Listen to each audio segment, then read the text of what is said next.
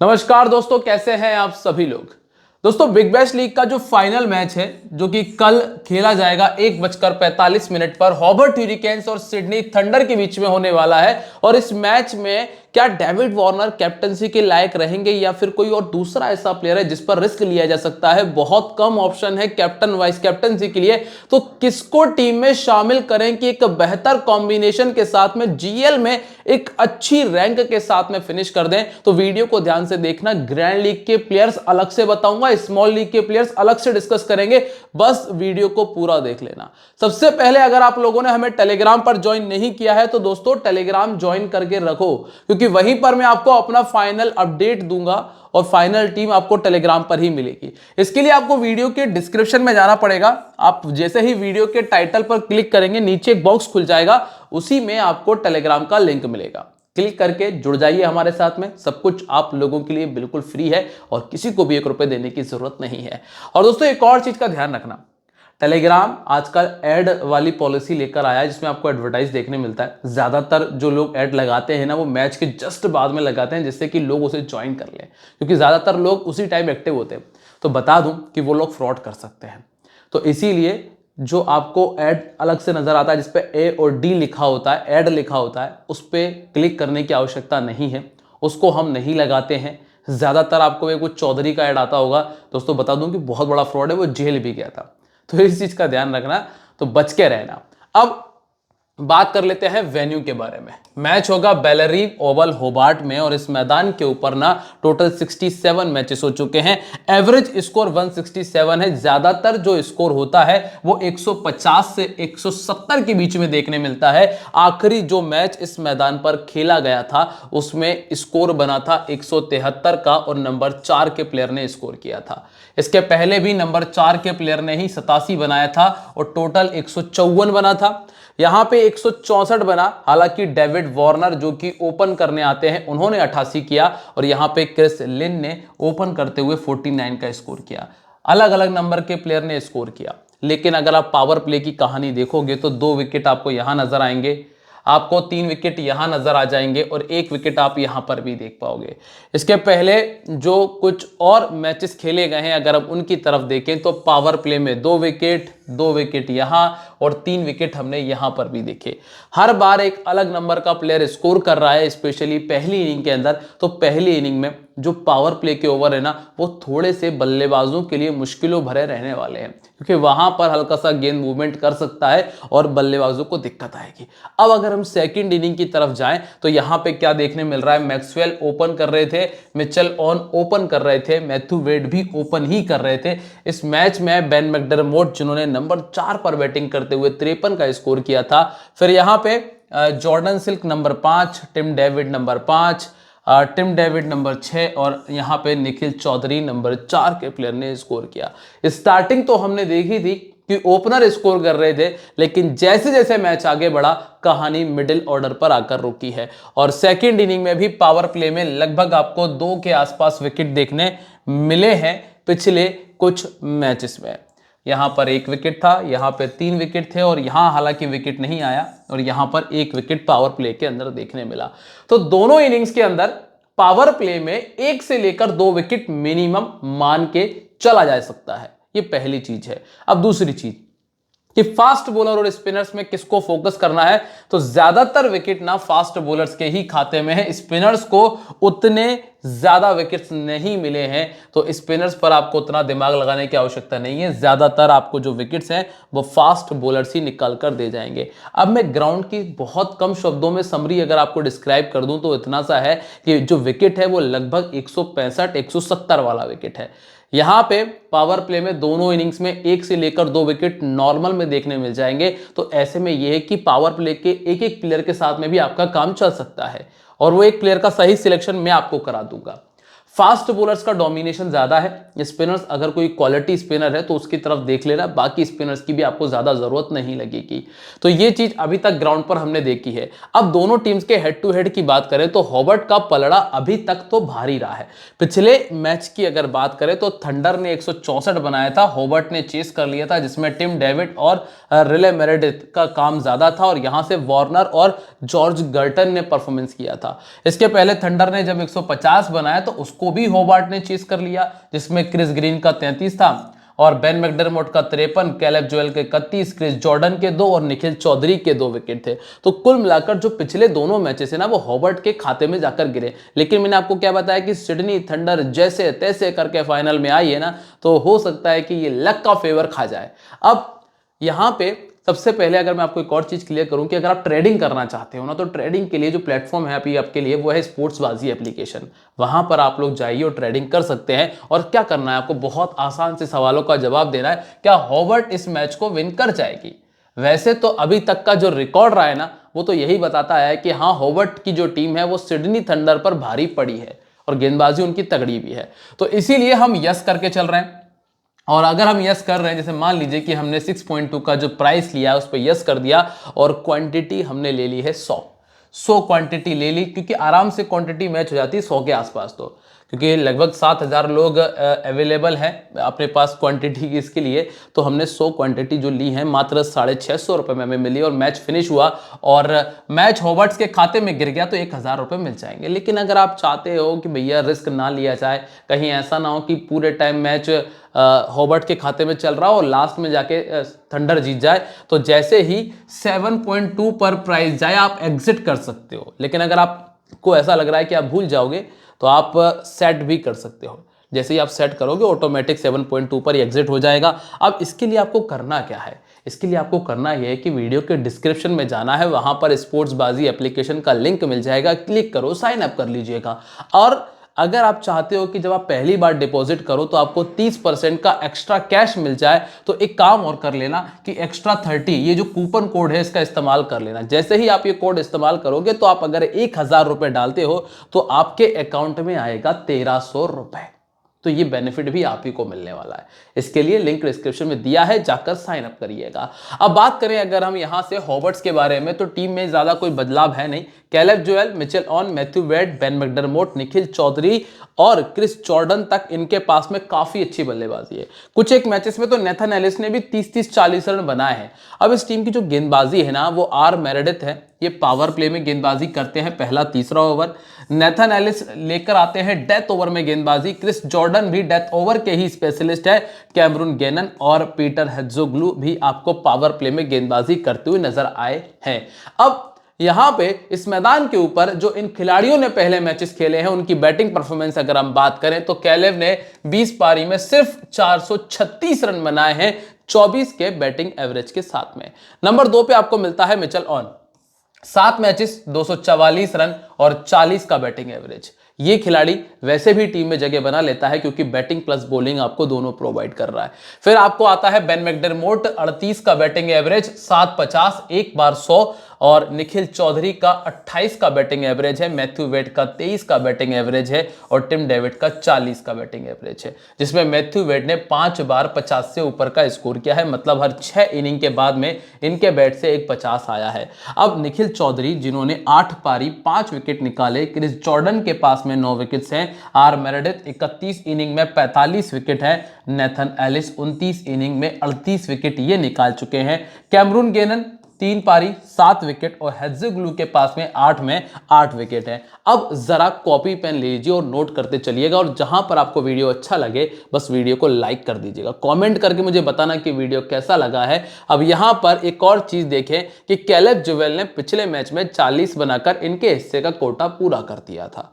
Score किया इन्होंने 40 और सिडनी थंडर के सामने एक बार 50 बनाया है 7 इनिंग्स के अंदर। और पिछला जो एक साल निकला है जिसमें 25 पारियां खेली हैं और 26 का बैटिंग एवरेज है। ये खिलाड़ी देखा जाए तो ना तो स्मॉल लीग में जगह बना रहा है। अब ग्रैंड लीग की बात करें तो ग्रैंड लीग में हमें पावर प्ले में तो विकेट नजर आ रहे हैं, मतलब जीएल में भी अगर देखें तो 1 विकेट पावर प्ले में पॉसिबल है। तो इसीलिए ये खिलाड़ी ना बहुत बहुत बहुत ज्यादा रिस्की रहेगा, जिसको आप अगर रखना भी चाहो तो एक आधे टीम में ही रख पाओगे मेरे नजरिए से। अब लेफ्ट आर्म मीडियम इनको थोड़ा क्या बहुत दिक्कत कर रहा है, 40 गेंदों में 4 बार आउट कर चुका है और राइट आर्म मीडियम के सामने भी इनका बैटिंग एवरेज बहुत गंदा है। नेथन मैकेंड्रू और जॉर्ज गर्टन दोनों गेंदबाज इस तरह के हैं और सामने वाली टीम में मौजूद है। नंबर 2 पे आपको जो नाम मिलेगा वो है मिचेल ऑन का, जो कि बैटिंग और प्लस बॉलिंग दोनों कर रहे हैं। अब चूंकि बैटिंग भी देखोगे 36, 38, 44, 24, 37, 33 लगभग सभी मैचेस में ड्रीम टीम लायक परफॉर्मेंस तो दिया है। अब 15 इनिंग 6 विकेट इनके खाते में दर्ज है यहां पे। और रही बात दोस्तों 50 नहीं आया है पर गेंदबाजी कर लेते हैं, इसीलिए ये खिलाड़ी स्मॉल लीग में तो ऑलमोस्ट कंफर्म है, जीएल में भी रख सकते हो, तो दोनों तरफ ये खिलाड़ी फिट बैठ जाएगा। नंबर 3 का प्लेयर कौन है? नंबर 3 पे मैथ्यू वेड है। मैथ्यू वेड आपके ग्रैंड लीग में डिफरेंशियल पिक का काम करेगा, कह सकते हो। स्मॉल लीग में रखना है या नहीं रखना है आगे तय करेंगे, क्योंकि अभी हमें यह देखना है कि थंडर के सामने 15 इनिंग में 38 का बैटिंग एवरेज और 4 बार 50 से ऊपर का स्कोर है। हर तीसरी पारी में एक 50 इनके बैट से निकला भी है। राइट आर्म फास्ट बॉलिंग दिक्कत देती है। सामने वाली टीम के पास में कौन है? वेस अगार, जो कि इस तरह की गेंदबाजी करता है और पावर प्ले में आता है। ये नंबर 3 पर बैटिंग कर रहे हैं। अभी के लिए ये पहला नाम है जो कि डिफरेंशियल है। लगभग 30, 35, 40% के आसपास सिलेक्शन रहेगा, टॉस के आसपास भी इतना ही हो पाएगा, तो ये खिलाड़ी को अलग से नोट करना काम आएगा। 2 खिलाड़ी हो चुके हैं। नंबर 3 के बाद नंबर 4 में देखेंगे तो बेन मैकडरमोट है। ये बहुत अच्छा प्लेयर है, बहुत बहुत अच्छा प्लेयर है, टेक्निकली स्ट्रॉन्ग प्लेयर है, अच्छा साउंड करता है। मतलब कुल मिलाकर ये खिलाड़ी आपको 25-30 तो नॉर्मल में दे जाता है, तो इस पर नजर रखी जा सकती है। चूंकि 160 170 का विकेट एक्सपेक्ट कर रहे हैं, मिडिल ऑर्डर से स्कोर की उम्मीद कर रहे हैं, तो ये खिलाड़ी मेरी टीम में स्मॉल लीग में और ग्रैंड लीग में दोनों जगह जगह बना सकता है। तो 3 खिलाड़ी ऑलमोस्ट हमारी टीम में बन रहे हैं। अब टॉम एंड्रयूस इनको थोड़ा दिक्कत दे सकते हैं, क्योंकि ऑर्थोडॉक्स इनको दिक्कत देता है। नेथन मैकेंड्रू ने 40 गेंदों में 2 बार आउट किया, जो कि बहुत बड़ी समस्या नहीं है। इसके बाद टिम डेविड जो है, इनका 50 का बैटिंग एवरेज है सिडनी थंडर के सामने, और जो आप ये 68 का स्कोर देख रहे हैं ये भी इसी टीम के सामने आया था। इनका 250 लगा चुके हैं। 250 इस सीजन में जो लगाई हैं वो सेकंड इनिंग में आई हैं। लेफ्ट आर्म फास्ट बॉलिंग इनको समस्या देती है, और सामने वाली टीम में लेफ्ट आर्म मीडियम है जॉर्ज कर्टन, वो थोड़ी परेशानियां दे सकता है। अब इनका सिलेक्शन किस तरह से किया जा सकता है? अभी जो मैंने आपको ऊपर 3 नाम और बताए हैं, इन तीनों में से आपको एक और खिलाड़ी को छोड़ना पड़ेगा, फिर आप यहां पे आ सकते हो। मतलब या तो मिचेल ऑन, या फिर मैथ्यू वेड, या फिर अभी हमने एक और नाम देखा था बेन मैकडरमोट। इन तीनों में से एक को छोड़ोगे तब आप टिम डेविड तक आ सकते हो, और दोनों इनिंग्स में ये काम आप कर सकते हैं, क्योंकि इस टीम के सामने इनका रिकॉर्ड ठीक रहा है। इसके बाद निखिल चौधरी की हम बात करते हैं, तो चौधरी जिनका 16 इनिंग 9 विकेट है, स्टार्टिंग में इस तरीके से चल रहे थे आगे कि हर मैच में लगभग ड्रीम टीम में आ रहे थे। अब मैं आपको एक सलाह दूंगा यहां पे कि अगर आप अपने लिए एक प्लेयर की जगह बनाना चाहते हैं तो आप निखिल चौधरी को छोड़ने का रिस्क उठा सकते हैं। ये चीज आपके फायदे के लिए रहेगी। अब आप इसके लिए क्या कर सकते हो कि इनके स्थान पे किसी दूसरे प्लेयर को रख लो। ये ग्रैंड लीग की हम बात कर रहे हैं, स्मॉल लीग में तो ऐसा है कि हम ज्यादा बड़ा रिस्क नहीं लेंगे, सेफ खेलते हुए निखिल चौधरी को टीम में पटक लेंगे। लेकिन जब ग्रैंड लीग की बात आएगी तो आप इनको छोड़कर एक अलग प्लेयर अपनी टीम में जगह दे सकते हो। इसके बाद अगर आप इनकी बात करेंगे तो 9 इनिंग में 6 विकेट इनके खाते में। मतलब कुल मिलाके मैं ये कह सकता हूं कि मेरे नजरिए में ये वो प्लेयर है जिसका सिलेक्शन बहुत ज्यादा है और ये फ्लॉप हो सकता है। इसके बाद नंबर 7 पर आपको मिलते हैं जॉर्डन। जॉर्डन के पिछले 3 मैचेस उतने अच्छे नहीं चले, हालांकि ये पहली इनिंग के बहुत अच्छे गेंदबाज हैं, डेथ ओवर में गेंदबाजी करते हैं। आर मेरेडिथ लगातार विकेट लेकर चले हैं, मतलब 1 विकेट आप इनसे उम्मीद कर सकते हो, जो कि आपके 25 पॉइंट्स को सेव कर देगा। तो ये खिलाड़ी लगभग कंफर्म। इसके बाद नेथन एलिस, 1 विकेट यहां से भी आ जाता है तो ये भी 25 पॉइंट सेव कर रहे हैं, तो ये भी लगभग टीम में जगह बना लेंगे। और फिर हैं दोस्तों कैमरून गैनन, जिन्होंने 3 पारी में 6 विकेट निकाले हैं थंडर के सामने, और 39 इनिंग में 53 विकेट है। इस मैदान का रिकॉर्ड इनका बहुत अच्छा है, तो कैमरून गैनन को आप ग्रैंड लीग में रिस्की पिक के तौर पे, मतलब नेथन एलिस के स्थान पे, या फिर आप रख सकते हो आर मेरेडिथ के स्थान पे। पावर प्ले में विकेट्स हैं तो मैं चाहूंगा कि नेथन एलिस के ही स्थान पे रखा जाए, क्योंकि मेरेडिथ तो पावर प्ले में ही गेंदबाजी करते हैं। तो ये चीज आप कर सकते हो। इसके अलावा एक पीटर हेट्ज़ोग्लू है, अभी तक ऐसा कुछ खास रहा नहीं है, तो इस खिलाड़ी पर मैं भी उतना ध्यान नहीं दे रहा हूं। आप लोगों ने, मैं उम्मीद कर रहा हूं कि नोट कर लिया होगा कि हम किसको किससे रिप्लेस कर सकते हैं, कौन ग्रैंड लीग के लिए बेहतर ऑप्शन है और किस कंडीशन में। ये मैं आपको बता चुका हूं कि पहली इनिंग में, सेकंड इनिंग में, या फिर किसको छोड़ के किसको ट्राई करना है। ये अगर आप ध्यान से सुन रहे होगे तो मुझे उम्मीद है कि आपको समझ में आ भी रहा होगा। बस ऐसे ही ध्यान से सुनते रहा करो, एक अच्छा कॉम्बिनेशन तैयार कर लोगे। अब हम बात कर रहे हैं सिडनी थंडर के बारे में। यहां तक क्लियर है? लाइक, कॉमेंट, शेयर, बहुत ईजी है। अब थंडर में देखेंगे तो वार्नर और जेसन सांगा, मैथ्यू ग्लेक, सैम ब्लैंक्स, ह्यू क्रिस ग्रीन और जॉर्ज गर्टन। इनके पास में बल्लेबाजी खत्म है सैम बिलिंग्स तक। अब पावर प्ले में नेथन मैकेंड्रू, वेस अगार, तनवीर सांगा गेंदबाजी कर रहे हैं और डेथ ओवर में आपको नेथन मैकेंड्रू और वेस अगार मिल जाते हैं।